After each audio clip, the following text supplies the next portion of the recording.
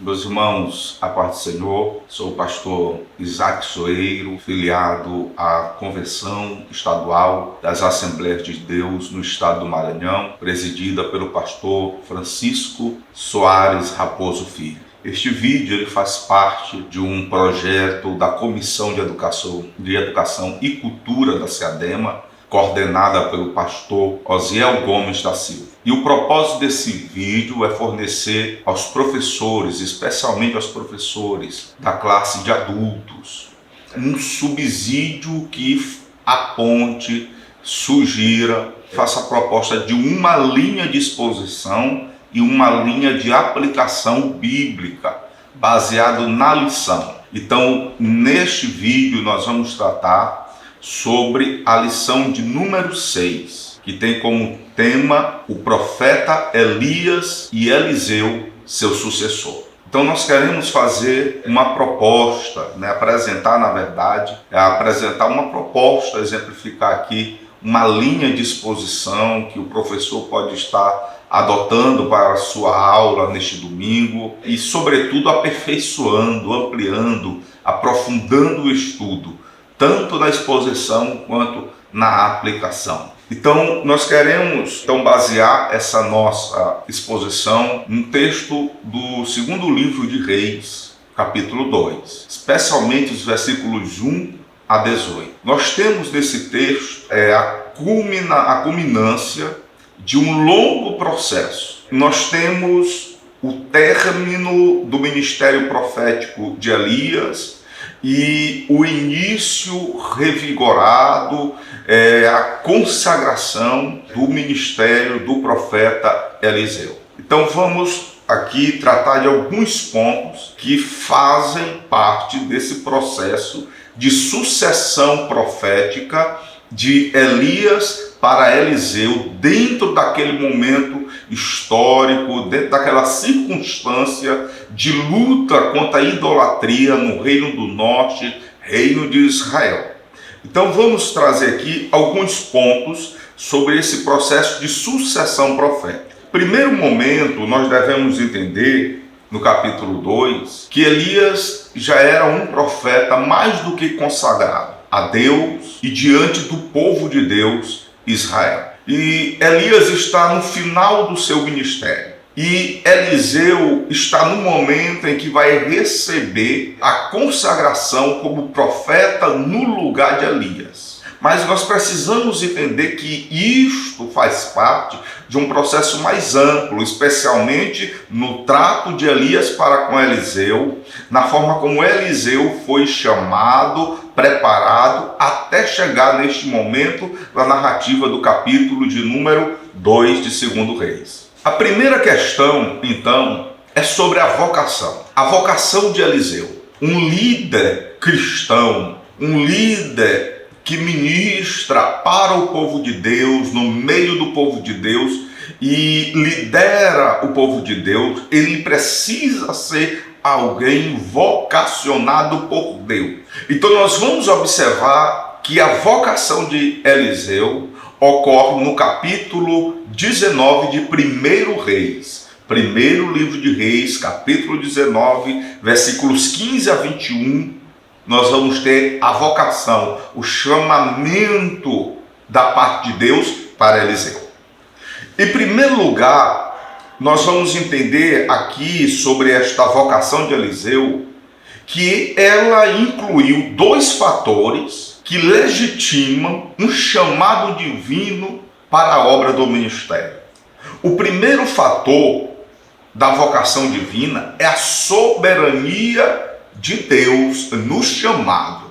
O verdadeiro obreiro na obra do ministério, ele não tem a sua vocação, não se inicia na terra, no meio da vontade de alguns, na sua vontade própria, de forma alguma.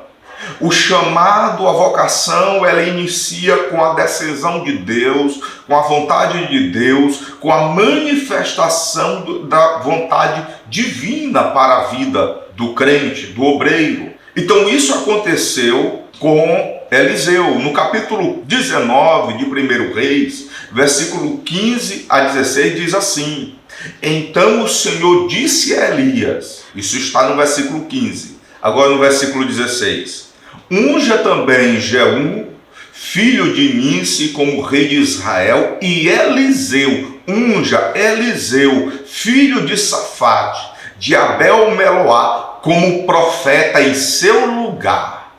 Olha a vocação divina partindo do céu para a terra, de Deus para os homens de Deus. Então Deus despertou Elias para que ele pudesse levar adiante o chamamento de Deus para a vida de Eliseu.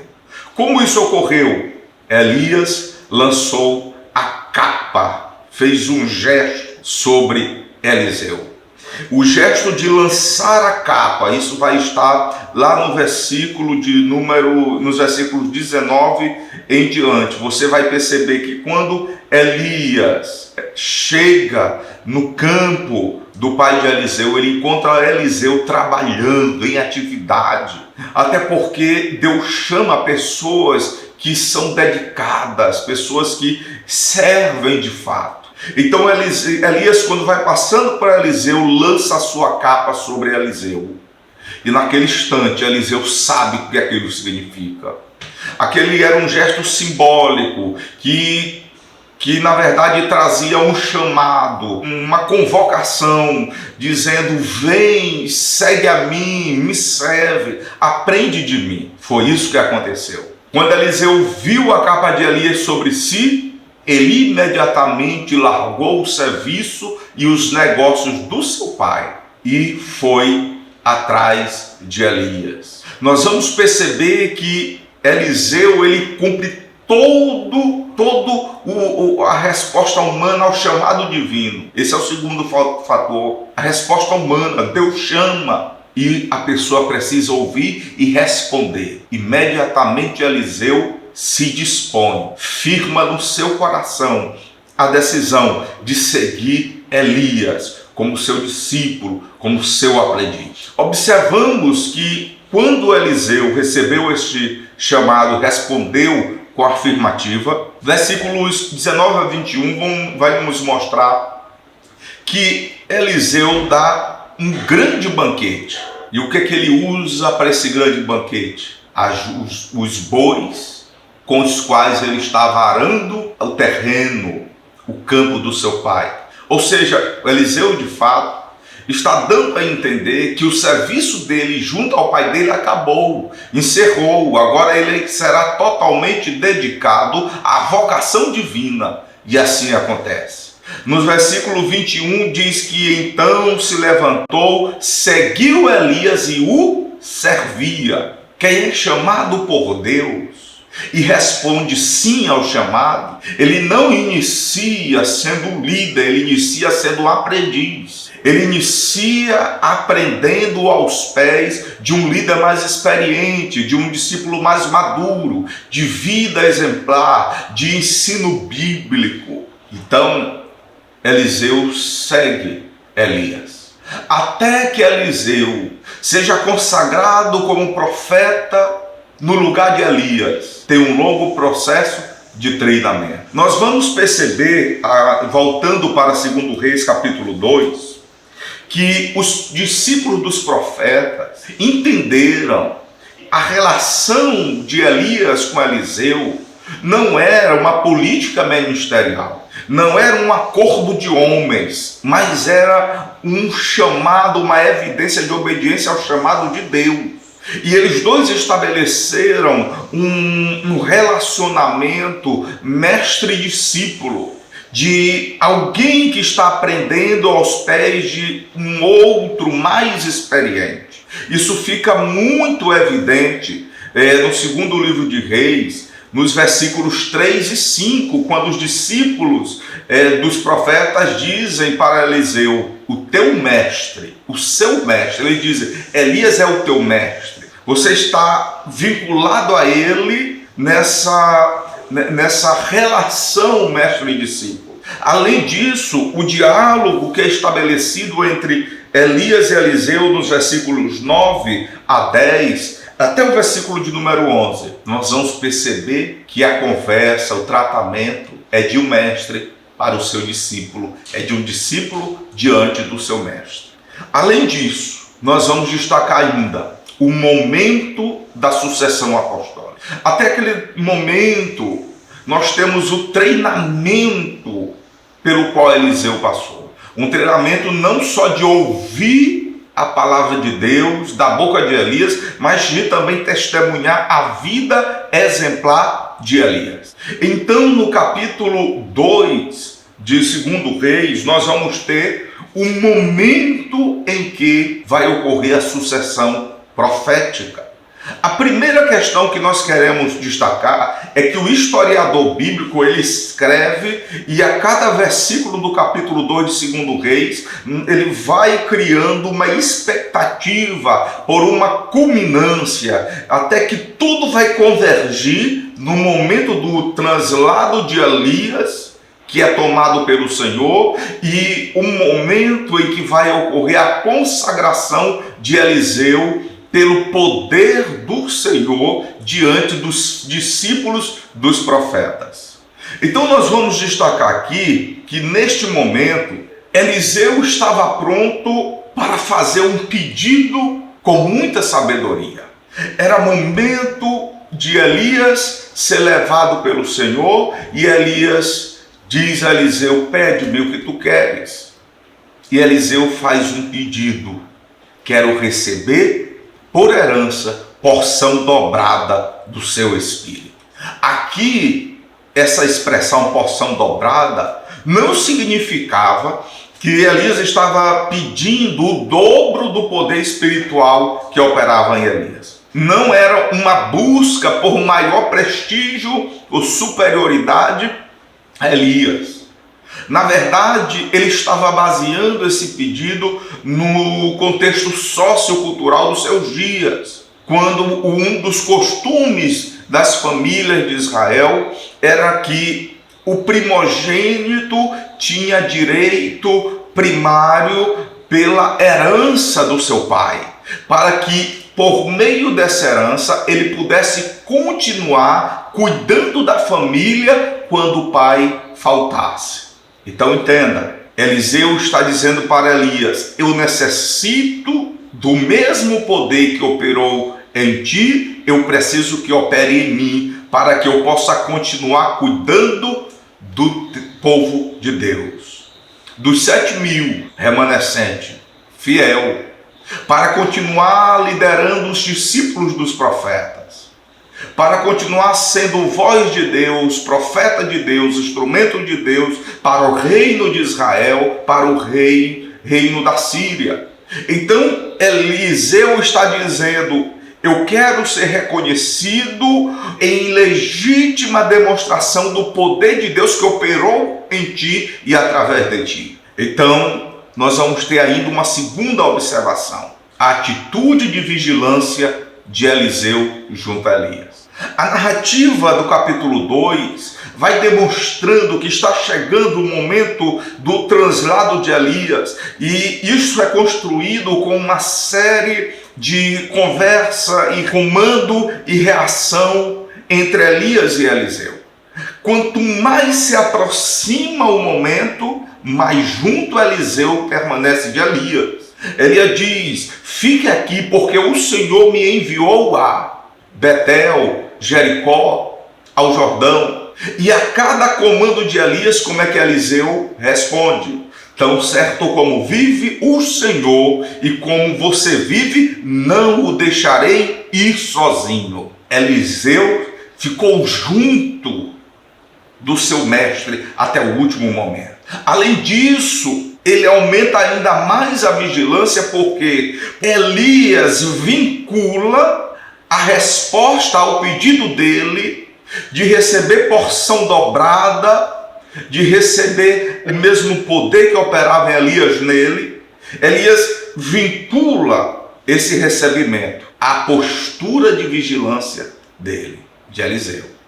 Então o texto bíblico diz assim, que Elias respondeu: você fez um pedido difícil, mas se você me vir observar, testemunhar, quando eu for levado, será como você pede. Porém, se você não me vir, não será assim. Observe, portanto, Eliseu vai intensificar sua atitude de estar junto de Elias, de manter-se vigilante, perseverante e muito atencioso para esse momento. E é então que ocorre o traslado de Elias e a consagração de Eliseu. No versículo de número 11, eles vão caminhando juntos. Eles vão caminhando juntos para atravessar o rio Jordão. Elias toma da sua capa, bate nas águas do rio Jordão. As águas são divididas pelo poder de Deus. Os dois vão caminhando, somente os dois, sendo seguidos de longe por 50 profetas, 50 discípulos dos profetas, e os dois atravessam a pé seco o rio Jordão, e quando chegam do outro lado, Elias é tomado do lado de Eliseu, diz o texto bíblico, num redemoinho. No versículo de número 11, diz que um carro de fogo com cavalos de fogo os separou como que num redemoinho. Nesse momento, o evento ele é tão intenso, tão grandioso, tão extraordinário, que Eliseu grita de surpresa, grita pelo momento, pela circunstância. E no versículo de número 13, quando Elias partiu para o Senhor, foi tomado pelo Senhor, transladado, Eliseu está sendo observado sozinho pelos discípulos dos profetas. E o que é que ele faz? Ele toma a capa de Elias, bate nas águas do rio Jordão. O poder de Deus que estava em Elias foi transferido para Eliseu. As águas são divididas e agora Eliseu volta sozinho. Mas agora consagrado definitivamente como sucessor de Elias. Como o profeta que aprendeu aos pés de Elias, como o profeta que está tendo sobre ele o mesmo revestimento de poder que esteve operando através de Elias. E os discípulos dos profetas veem isso. E quando ele termina de atravessar o Jordão, no versículo de número 15, os discípulos dos profetas vêm diante dele, dizem, testemunham, o espírito de Elias repousa sobre Eliseu e se prostram diante dele. Meus amados, essa dinâmica da sucessão profética de Elias para Eliseu, ela é muito preciosa a nós. Nos ensina muitas coisas, mas entre elas, principalmente, aqui está a nossa sugestão de uma linha de aplicação. Sobretudo nos ensina o dever de preparar as novas gerações para continuarem servindo a Deus em toda a verdade e com todo o poder espiritual. A história dessa relação ministerial de Elias com Eliseu lembra o princípio de que os discípulos mais experimentados, mais maduros, de vida exemplar, de fidelidade à palavra de Deus, devem preparar os novos discípulos para continuarem a obra do Senhor. Nossa sugestão ao professor é que você possa intensificar, aprofundar essa aplicação com base no texto de 2 Timóteo, capítulo 2, versículo 2, quando Paulo diz a Timóteo: o que você ouviu de mim na presença de muitas testemunhas, isso mesmo transmita a homens fiéis, idôneos para instruir a outros. Nessa recomendação pastoral, nós vamos observar 4 gerações. A geração de Paulo, que ensina a nova geração, Timóteo. A geração de Timóteo, que ensina a nova geração, que ele vai transmitir a homens fiéis. A geração desses homens fiéis, idôneos, que vão instruir uma outra geração, instruir a outros. E assim, a obra de Deus chegou até nós. Está conosco o dever de nos dedicarmos a viver mais intensamente a presença de Deus, com mais fidelidade à palavra de Deus e sã doutrina, para preparar novos discípulos para continuarem a obra do Senhor. Discípulos vêm e vão, mas a obra do Senhor permanece. Que Deus abençoe o amado professor, abençoe o seu ministério, a sua classe, a sua aula desse domingo, em nome de Jesus. Amém.